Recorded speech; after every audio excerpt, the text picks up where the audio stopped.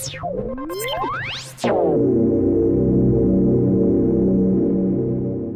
this is John Reed, and today we're going to talk about balancing your prop. Now, it's extremely important that we balance props because an out-of-balance prop can cause a lot of excessive vibration on the plane, which can loosen up screws in your engine.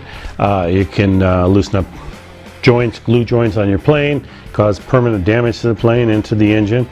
So we always want to balance a prop. Even if they say they come balanced, always balance them out. Now, the same method for balancing a wood prop is the same that you'd use on an APC plastic prop, another vinyl composite prop such as the master air screw. You balance that same way. Even when you have a carbon fiber prop, you want to balance it the same way that you would any wood prop. And there are two ways of doing that.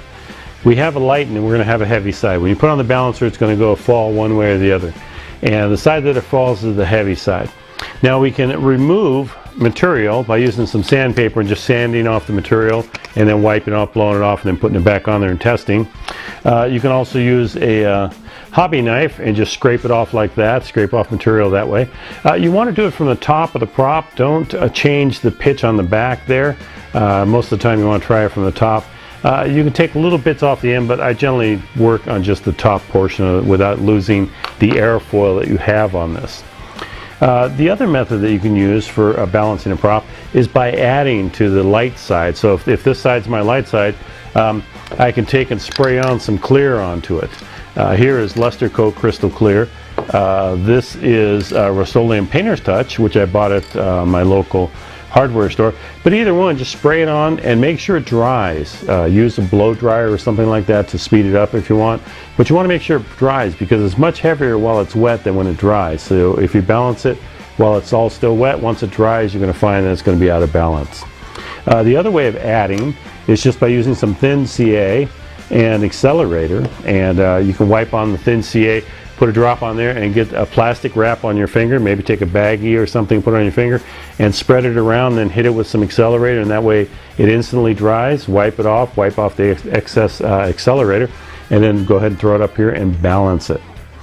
Now, a lot of people think that when you have a prop that's balanced when it's balanced in the horizontal position, and that's true. The heavier or lighter blade is balanced at that position, but you really want the prop to be able to be balanced, and let's see if this one is, at all points that you turn it. See, as I turn this prop and I get to different spots, it stays and holds that position. That's because it's balanced both horizontally and laterally.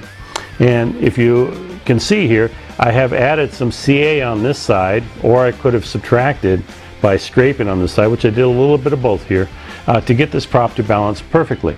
So once you get it balanced this direction, what you want to do is you want to put it up here like this, and I'm just going to give it a little shove, and let's say that this side tends to fall and comes back to the horizontal each time.